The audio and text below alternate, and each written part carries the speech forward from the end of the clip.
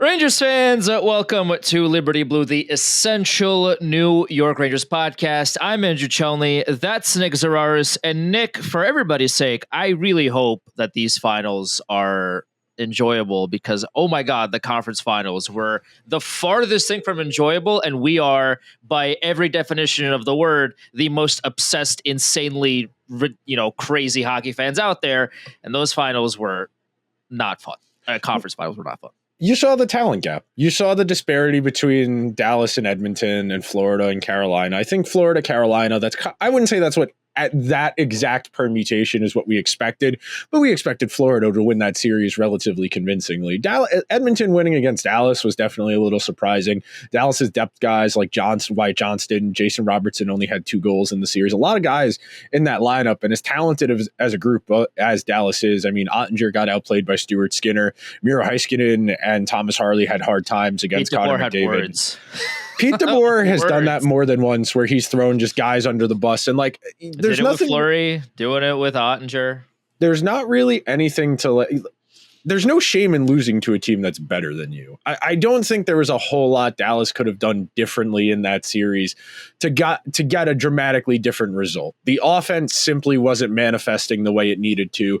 It was putting too much pressure on the defense and the goaltending to be the difference. And as we've talked about, it is really hard to win with defense and goaltending in today's NHL, even as good as Dallas's defense, at least the left side is, and as good as Jake Ottinger is. But at the same time, as much as Pete wants to rag on Jake Ottinger, you didn't have to play Cody Ceci against McDavid by design. You didn't have to play Alex Petrovic as much as you did, but by virtue of the decisions Jim Nill made where they wanted to prioritize certain spending, they had to take more of a piecemeal approach to their defense, particularly that right side, which even at the deadline, we were looking at and saying they got to upgrade from Ceci, Dumba, and Lyubushkin because that just wasn't going to cut it once you got to a second or a third round. And I think Edmonton in particular deserves some credit for the way they've kind of piecemealed together a team. And obviously some of the pieces coming together are for non-hockey reasons. You know, you sign Evander Kane for $1 million 4 or 5 years ago because he got bought out because of the controversy with the Sharks. Corey Perry, same deal. John Klingberg dealing with long-term injuries coming off of double hip resurfacing surgery as a dart throw, basically. John Klingberg, I just mentioned. Jake Wallman was a really nice addition for them. He's fit very well there. Troy Stetcher, someone who, as a 7th D, would rotate in very well when he's played in these playoffs. Someone who, frankly... Which, by the way, highlights that it's very important to have a 7th defenseman who can play hockey. Yeah. Like, it's very, this is... It shouldn't be breaking news. I'm not, curing any disease here. Like, this should be very easy to understand for everybody involved.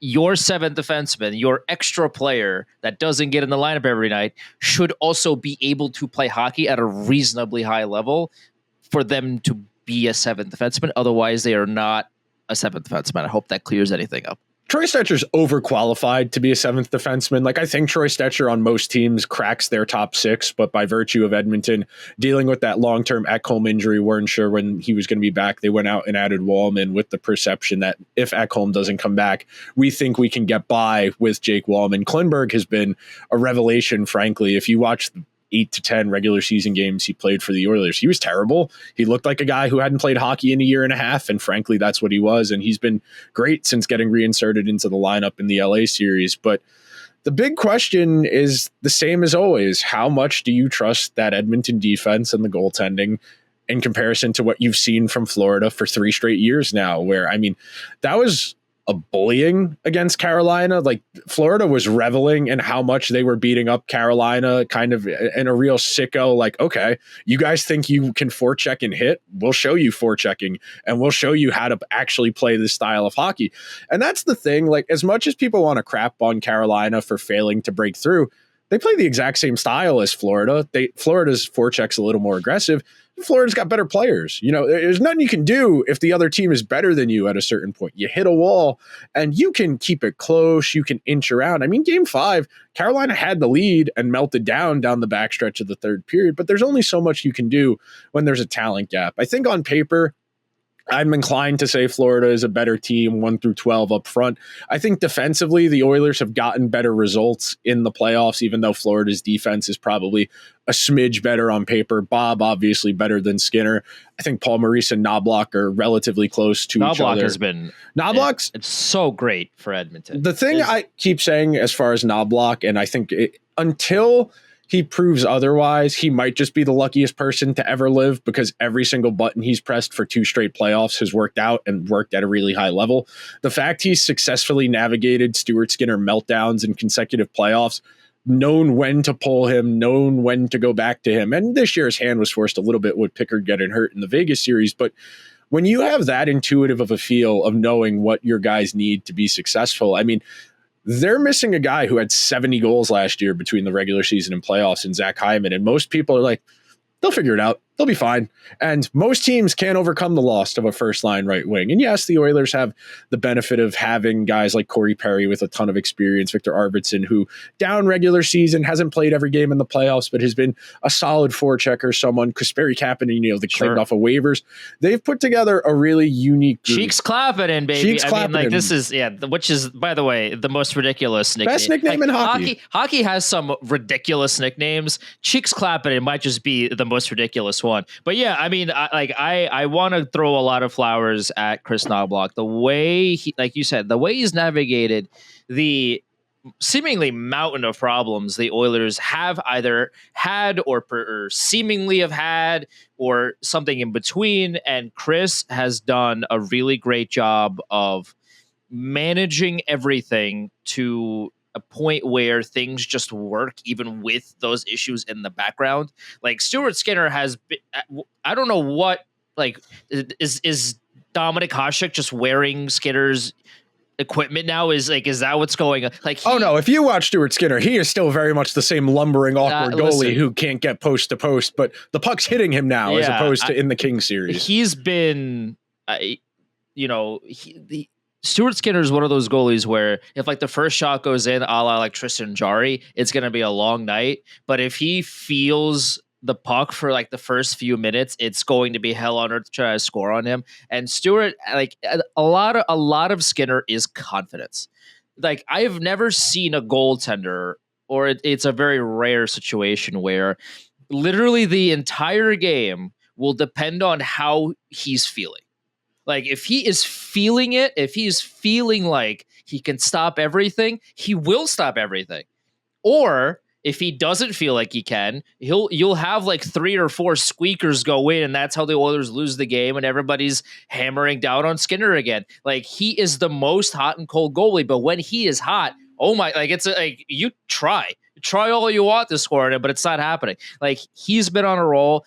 And yeah, again, like Chris Knobloch deserves a lot of credit for all the buttons he's been pushing. And they're back in this is a rematch. It's such a difficult thing. But by the way, like in all of sports, to have the same final again in 2025. Obviously, 50 years ago, it's a little bit of a different story. But tell that to the Rangers 50 years ago, who couldn't get there for 20 years. In 2025, with there being so much parity across all major sports leagues, for there to be a repeat of a cup final in the NHL, which has, by all intents and purposes, the most amount of parity in these finals, it's nothing short of incredible.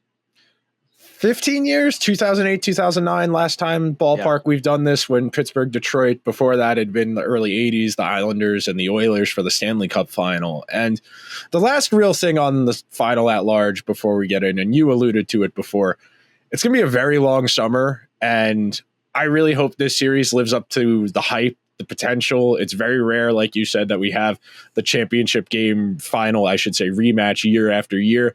I think the Oilers and Panthers arguably are both playing better than they did in the playoffs last year. I think the Oilers in particular have played a bit more authoritatively, especially on the back end, where their defense has been worlds better than last year, where between Darnell Nurse playing extremely injured was terrible, Cody Ceci was in and out of the lineup, Vincent Desharnais, who was a healthy scratch for the Canucks at points this year, was someone who was in and out of the lineup as well. That got to the point where Chris Knobloch looked around and saw Philip Broberg, who had 82 NHL games to his name, and said, you're going to play on the right with Darnell Nurse and we're going to figure this out or we're going to lose. But I would rather you play than Cody Ceci. So we'll figure it out, which again, crazy levels of intuitiveness to understand that, hey, I would rather try the guy who has no experience than keep losing with the guy who's getting us killed out there. And it's something that we've been hammering since like day one of the show is like, why play old guys that you know are bad when you can at least see what young guys who might be bad have in the tank? Maybe they're actually good. Like it's such an obvious thing to do. And yet it baffles me that this happens, not just in hockey, but other sports as well, where coaches will rely too much on veteran quote unquote leadership or, presence or whatever when they go out there and play, even though they're not having a great game, great game, great series, great year, whatever. They will continue to put them out there as opposed to, hey, this is a young guy who we don't know too much about, but he can't possibly be worse. So let's just see what he has.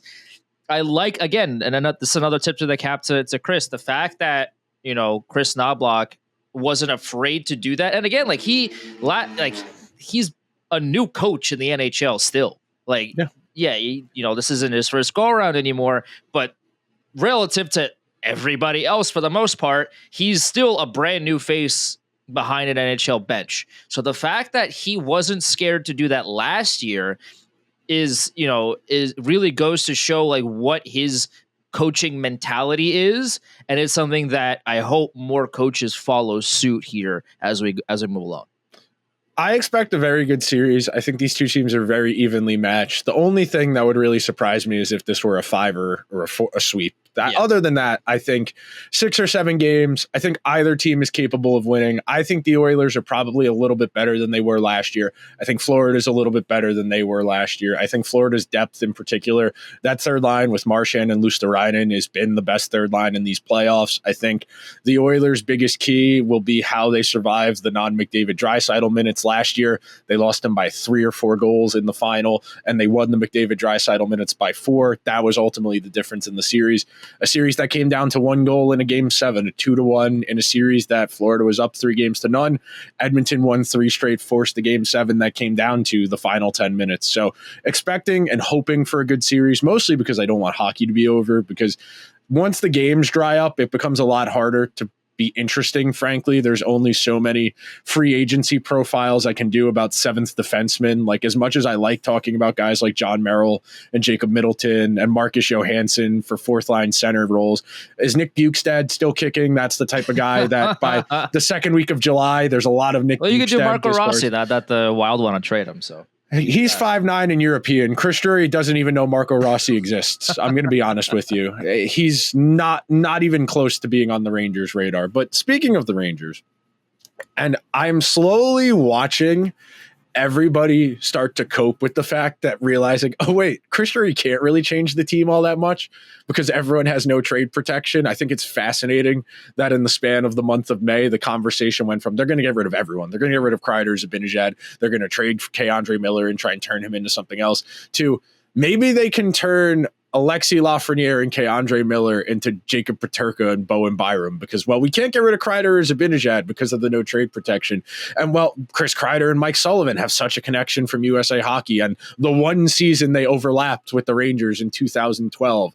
So it's been interesting to watch that unfold. 2025, by the way. I just want to put that out there. Again, I saw the pictures of Mike Sullivan behind the Rangers bench in 2011. I just thought, damn, he had a really good head of hair, and it was all brown, too. Now you can tell Mike Sullivan has been an NHL coach for 15 years now.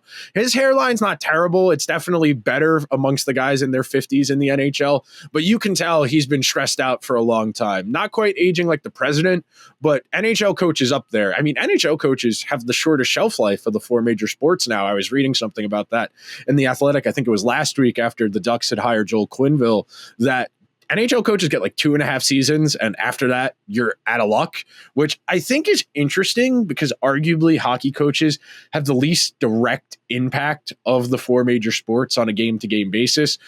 Yes, there are some NBA coaches who are just aura farming and yelling when they're on the bench. They're not drawing things up on the clipboard. I think about that clip of Darvin Ham just holding an empty clipboard with nothing diagrammed on it, or that clip I saw of Jeff Teague saying, Tibbs doesn't coach. He just says, play harder, do a better job. And it's hilarious. But at the same time, basketball, one star player can do a whole lot. Tibbs does do a lot more than that. But by the way. Well, of course, it's hyperbole. Yeah. Jeff Teague's a great storyteller, that's part of the shtick. He's very entertaining to listen to. Even if like Jeff, like let's reel it back in reality just a little bit. That would be that would be better for the story. I would. The 1 year Thibs wasn't coaching between Minnesota and here, he learned how to coach a little bit better. Maybe it's possible. But the main reason I bring that up is I wanted to try and apply the logic of what Mike Sullivan was doing in Pittsburgh to the Rangers. And I think the big problems, and I think most people are aware of this, but over the last 2-3 years in particular, as the Pittsburgh group aged out, the big problem and the reason Mike Sullivan's system kind of started to falter there is the Penguins lost their foot speed. That Penguins team that won back-to-back cups, you're talking about a Carl Hagelin, you're talking about Phil Kessel, you're talking about Sid with 8 less years of miles on his legs, you're talking about Malkin with 8 less years of miles on his legs, guys like Nick Bonino, who once upon a time could skate and weren't just corpses like he was on the Rangers. And that's a real issue because as we've talked about for the entire duration of this show, the Rangers are not a fast hockey team. They can play fast, but they are not fast in a straight line. They don't have great foot speed, and that has continuously been an issue when they've gotten to playing the Floridas and the Tampa Bays of the world. And the first real part of the conversation for how does Mike Sullivan apply to what he's going to do with the Rangers, what he did in Pittsburgh. Pittsburgh was when they were winning the Cups, they were arguably the best forechecking team in the league. I think you see a strong correlation with regular season and playoff success with being an effective forechecking team. We consistently and that's how Florida plays as well, by the way. Florida's more aggressive than Pittsburgh. Florida is sending basically 2 guys at the puck most of the time, as opposed to Pittsburgh, which was just a really aggressive 1-2-2. But the big problem, and one of the things that I was putting together in my notes for this show, is that not only do the Rangers not have great foot speed, which becomes an issue for that first forechecker in trying to create pressure, they don't have great attention to detail in the neutral zone, which is really where this works to a T, and what made Pittsburgh so successful when they were winning those Stanley Cups was they played great neutral zone defense. And last year, the Rangers were one of the worst transition teams in the entire NHL. And the Penguins were the worst defensive transition team in the entire NHL. The Penguins gave up the most scoring chances off of the rush in the entire NHL last year. And yes, some of that is you're featuring Chris Letang and Erik Karlsson, 2 offense-first defensemen who aren't particularly inclined to care all that much about defense. But at the same time, does anyone feel good about any of the Rangers defensemen under contract as far as transition play goes? And look, he's not bringing David Quinn with him to coach the defense, which that's a major win on multiple levels. And that's probably part of why the Penguins were so bad off the rush. I mean, we all recall how bad the Rangers were defensively off the rush with David Quinn as their head coach. I think that hiring probably will be made a bigger deal than it actually is. But I think mechanically, a lot of what Mike Sullivan wants to do isn't really going to be applicable because the Rangers just don't have the personnel to do it. And I think, I talked about this with Hunter Hodes, I've talked about this with Jesse Marshall. That was some of the undoing here in Pittsburgh over the last 3 years or so, was that Mike Sullivan was kind of refusing to accept he didn't have the guys to run what he wanted to run anymore. And over time, that just started to erode. When you're constantly pinching up in the offensive zone to get that extra forechecker because you're trying to sustain pressure, you're going to get killed off the rush, especially when it's guys like Erik Karlsson, Letang, Ryan Graves, who's one of the worst free agent signings of the capped era. I mean, it's a really hard transition to make. Obviously, the Rangers, different personnel. Mike Sullivan has to get a feel for what his guys can do.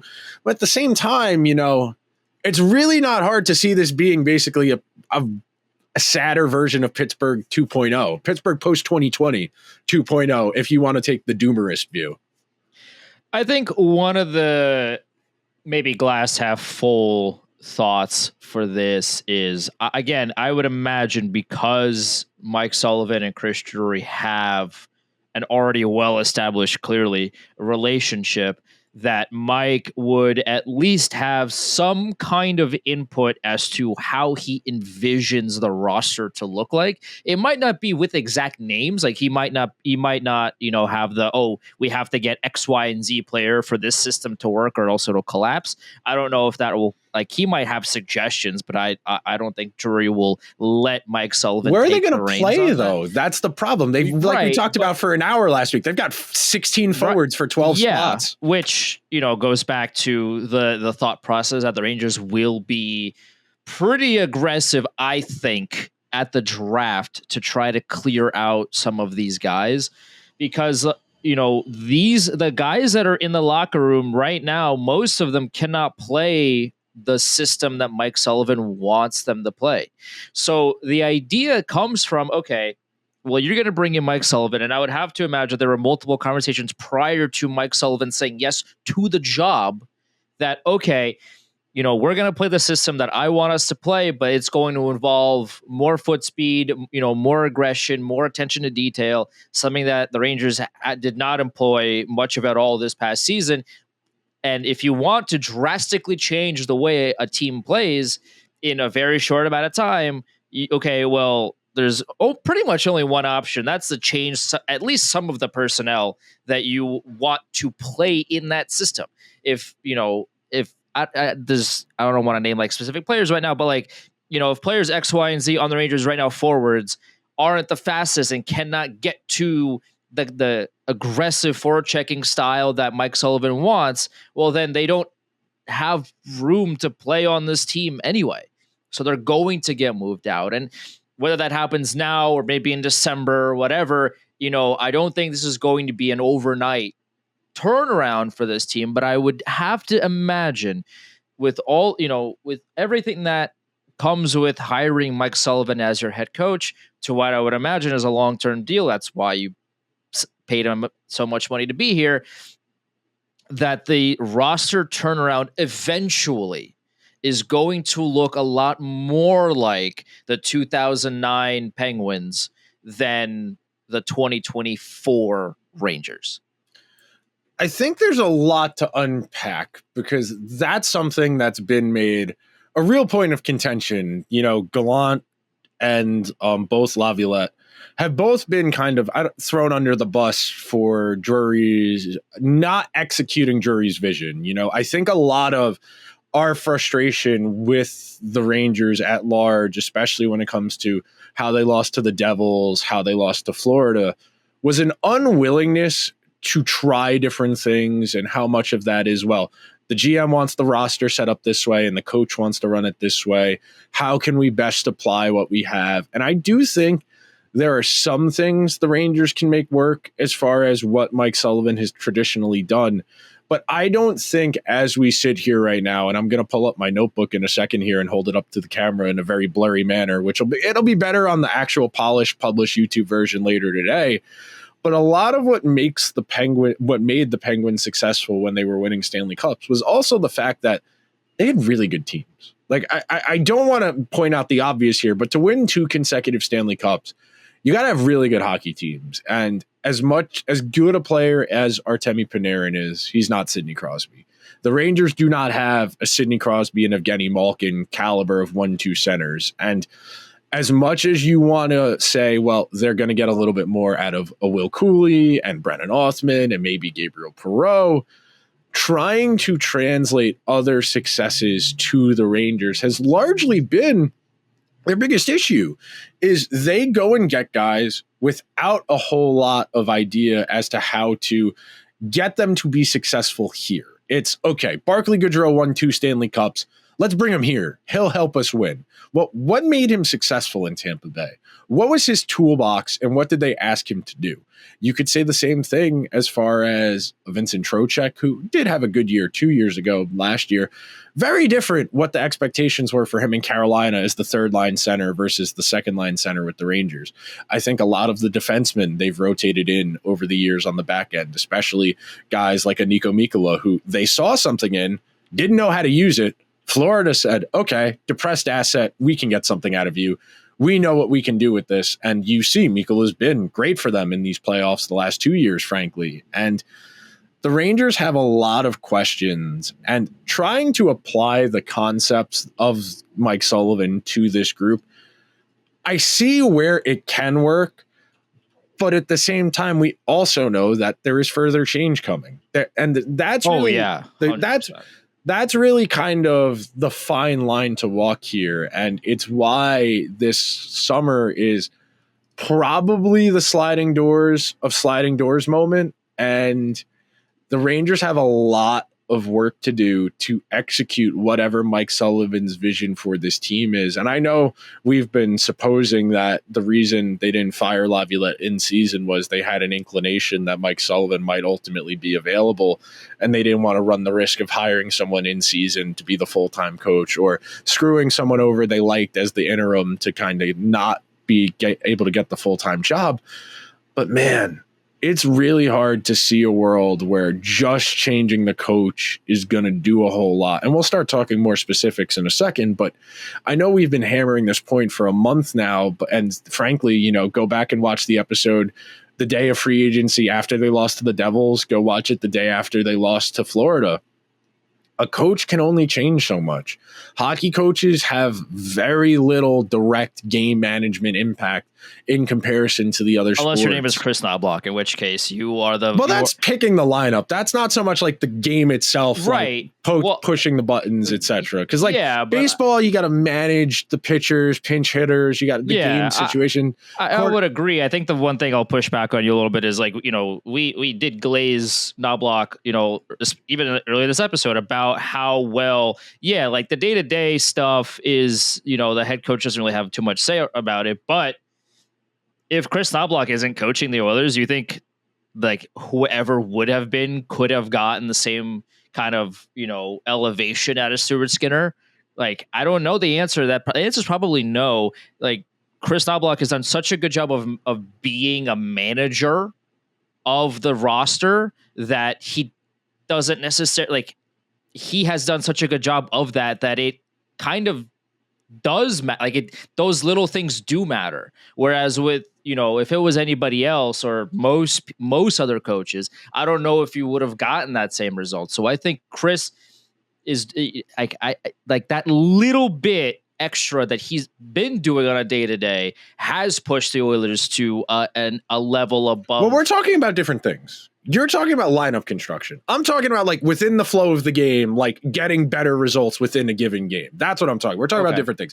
Yeah, because like a baseball manager is more direct. You got to take your pitcher out when they're less effective. Pinch hitter if you have a favorable matchup. Even basketball, knowing when to use your timeouts, knowing when to use your reviews. Football, it's a lot more straightforward. Football is just straight up chess. If one team's running the ball really well, put an extra linebacker in there to try and slow them down. The inverse, you're getting killed over the top, get an extra defensive back in there. Hockey, we always talk about it's play the system better, not adjust. And that was Gerard Gallant's undoing, was the refusal to adjust, especially in that Devils series.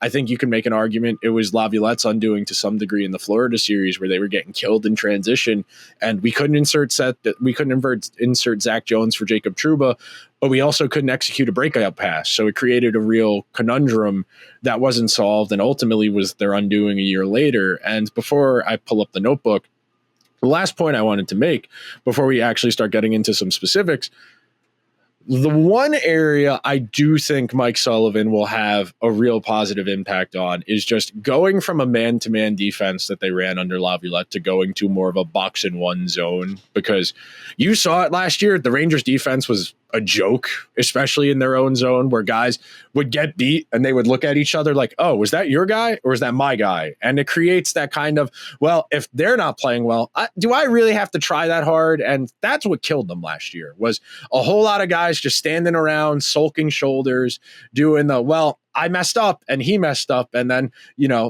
Laviolette saying, I'm not going to answer any systems questions. Well, Pete, I don't know if you know any of the questions we're going to ask because you haven't adjusted a damn thing all year. And it creates that kind of sense of, well, if the coach isn't going to try to make things better. That's also what he did the last month of the season. Yeah. To which then he promptly got removed from his job. So. Yeah. I did want to say this real quick before I throw it back to you. Someone left a comment on the video last week saying, so the Rangers should have focused on next year instead of trying to make the playoffs. That wasn't the main point. The point was the returns and the likelihood. Would you bet your life on winning the Powerball tomorrow? Probably not. You probably wouldn't go and do that. Would you bet $5 on a 50-50 coin toss? Yeah, sure. Why not? That's the kind of way you need to think about this. With 10 games to go, they were 8-9 points back. They had like a 5 to 10% chance of making the playoffs at that point. Was it more likely that they were going to make the playoffs or miss the playoffs? And that's how you need to govern your decisions. That's how you need to make your decisions. It's not one or the other. It's based on how things are playing out. We are more likely to do this. Based on that, it's more prudent to do this. That's just responsible planning.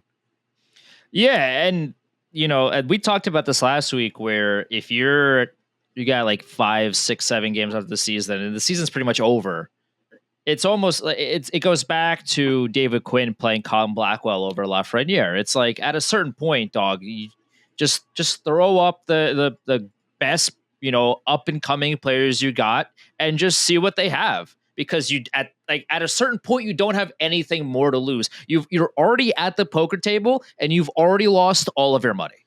Like, you are done. Peter, like, Laviolette knew he was done. Everybody in the locker room knew, like, this is it. So at that point, you might as well just be like, all right, well, Berard, go play 20 minutes on the first line. See what we got.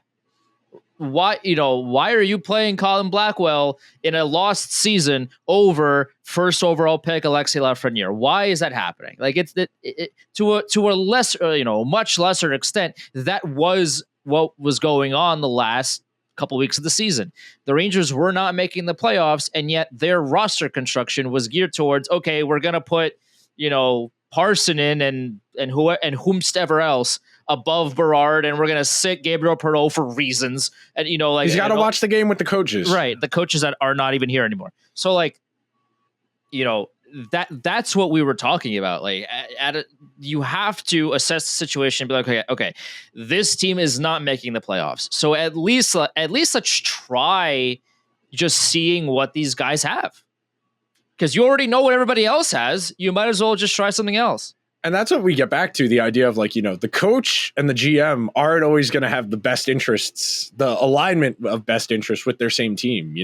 It creates a real conundrum of, like, do I make the ethical decision and do what's best for the team, or do I look out for myself? And obviously, most of the time, the GM and the coach, they look out for themselves. You go back to the Art Howe quote in Moneyball. Well, I got to explain the decisions I'm making right now when I'm on the job circuit next year. And that's how a lot of these guys operate. So pivoting, I'm going to grab my notebook here and try not to bump the camera while I do that. But the main thing, real sicko behavior out of Nick right now. No, it's not. I was trying to organize my notes for today's show because I knew I wasn't going to have a lot of time in the morning to do it before I started work. So the big thing here, when you're understanding this, and relatively organized, my handwriting's gotten better in my 20s, which I'll give myself credit for. But the big thing here, when we're talking about Mike Sullivan hockey, is the bomb forechecker, and this alignment is opposite. If the puck is on the left side, this unmarked guy would be over here because the defense would be shading that way. But the big thing in understanding Mike Sullivan forecheck is that first guy has to be on. And we know the Rangers are not a great forechecking team in that respect, where that first guy in doesn't always follow up. They're not, because they don't have great foot speed, they're not able to get in the lane. But the idea in principle here is, the F1 is trying to get this pass to come here, because then it's boxed out. Because you have two defenders closing out this lane, that forces the only pass this defenseman to have to be cross ice, to be down here. It creates a real simple chess match of puck goes here, I go here. Of course, we've talked about this a ton. This is where attention to detail matters, where if the puck goes one place, you need to be in the other. And we know the Rangers were not great at that last year. You saw it year over year. The 1-3-1 worked great that first year Laviolette was here for the middle chunk of the season when they really started to round into form. And then last year, the 1-3-1, the thing about it is it's supposed to mitigate a lack of foot speed, and the Rangers tried to get faster on the back end. Borgen is a better skater than Jacob Trouba. Borgen's best trait is he's a good skating defenseman. He's not great at handling the puck, even though he shoots a lot, but he's good at getting where he needs to be. Andre Miller is very mobile when he wants to be in the right place at the right time. Vakanainen, probably a little bit faster than some of the other guys they've auditioned back there. Zach Jones, we know, is a very strong skater. All of that is to say, the coach set up the 1-3-1 with the mindset of, I know my guys are not fast enough. That middle layer, that 3, has to break the game up. It has to slow it down. And instead, it got gouged last year. The Rangers were atrocious in transition. They gave up some of the highest rates of high danger chances against of any team in the entire NHL because they were getting killed in transition. And so much of the Rangers' success next year is going to be tied to, can they execute this forecheck successfully? Because if not, it'll be what happened in Pittsburgh the last 2 years, where they got brutalized in transition because those guys are coming up. Because these guys are coming up down here. Wait, no, this side. Because these guys are crashing down here, it puts these two guys on islands. With those two guys on islands, usually it's going to be 3-on-2. And we saw that happen a lot, actually, funny enough, in that Rangers Penguins series 3 years ago, in that first round series, where the Rangers were keep dropping those two guys, and they would constantly have 3 coming at them. And they would lose that numbers advantage through the first 3 games of that series, and it ultimately undid them. The other thing I wanted to touch on as far as like systems and how it works, the big problem for the Rangers defense in the playoffs historically has been transition. It's been, can we go from defense to offense? And that's something the Oilers basically overhauled their entire defense to implement, You know, Klingberg and Wallman as replacements for CC and Desharnais, night and day. Darnell Nurse playing 2-3 minutes less per game at 5-on-5, more an emphasis on penalty kill, is getting better results out of him. And you think about it from the Rangers perspective. So the reason the Penguins really struggled in transition the last year or two is this is hard to execute. So the puck's down low, and you got to get it to one of F1 or F2. The reason this is hard is because the other team is going to be bearing down on those two forwards. So one of these two guys has to receive this puck and then try and get it to the middle to go to transition, or one of these two guys has a clear lane. With that in mind, you think about how much the Rangers have struggled just to execute that first pass, let alone you're going to ask a guy with someone bearing down on him to get a second pass to get out of the zone. So I think there's potential here, obviously, to get better results out of guys that had rough years last year. But at the same time, I don't necessarily see the smoothest fit for systems versus the skill sets they do have.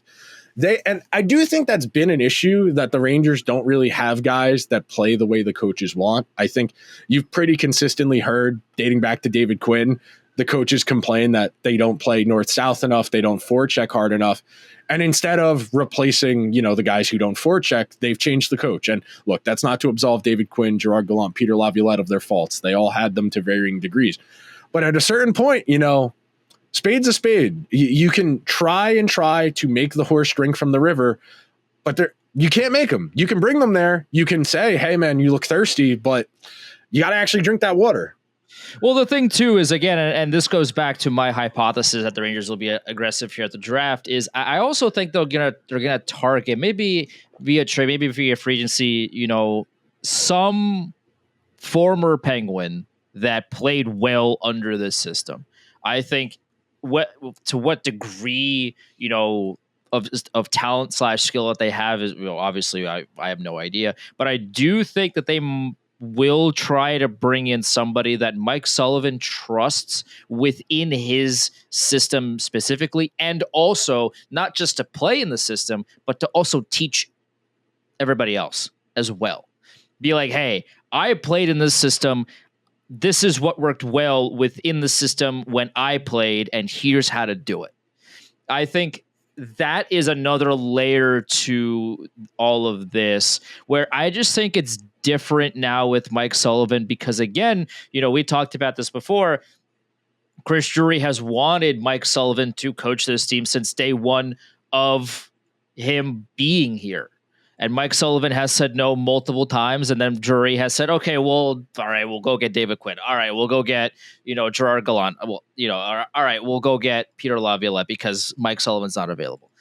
Now Mike Sullivan is available, and now he's a Ranger. So now I think with his top guy being here, his system, his ideas, etc., we are going to get more change than we had before. I genuinely do believe. I'm not reporting that. I don't have hashtag sources. I'm not going to claim to be an insider right now, but from all of the context clues, reading all of the tea leaves, it really does at least show me a little bit here inside the meeting, the behind closed doors of, okay, Drury finally has his man. He knows he has one season to change the Rangers. Otherwise, Drury's out the door. I'm like, this is not a secret or anything.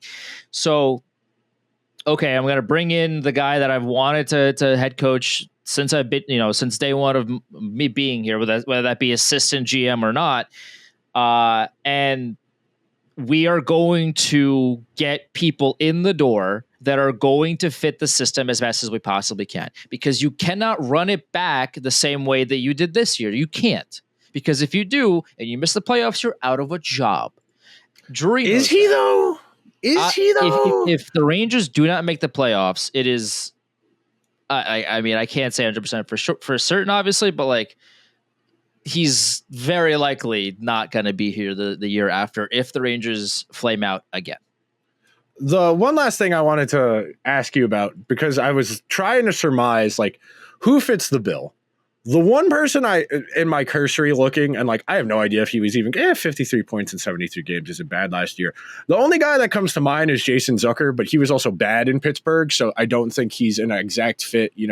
I was rattling my brain of like former Penguins who are still in the NHL and not like just useless, but it's a short list. The Penguins haven't had a great team the last few years, and like Chad Ruhwedel coming back to teach everyone else the defense, because that's the only defenseman I could think of that's still kicking. He could be one of the assistant coaches, unironically. Like the Rangers might genuinely hire him to maybe run the defense. I don't know. The last thing I wanted to hit on before we get out of here, with so much still to come, the draft will be interesting more so from what they don't do than what they do. If they trade the first pick it's not even on the floor because it's not an in-person draft anymore. But if they trade that pick, I think that tells you a lot. I think if they use that pick, that tells you a lot. Yeah, they should trade this pick. You would think they are going to trade this pick to try and level up some of their assets. We did the hypothetical, the trade machine idea of what you would do, how you would try and upgrade some of the pieces you do have. I think that pick is essential to any type of upgrade move. I will say real quick, Bowen Byram is not that dissimilar from K'Andre Miller and like where he's at in his trajectory as a player. I don't think Bowen Byram like really changes all of that much from Miller. I think my biggest goal or objective this offseason is, if I'm the Rangers, is to try and get someone in that Lafreniere age range of like 23, 24, needs a change of scenery, but has good draft pedigree and has shown flashes at the NHL level. We joked about Marco Rossi being European, so he's and 5'9", so he's probably out. NHL GMs have a lot in common with the women of Hinge. If you're unironically, if there was ever a time the Rangers would trade for somebody like that, it'd be right now, because Mike Sullivan knows what to do with those players. In theory. But theory can only take you so far. Sure. There's a lot to unpack. Yeah, he's not 6 feet tall, so then nobody's going to swipe right on him. That's the real conundrum you have as an NHL player. Look at Braden Point.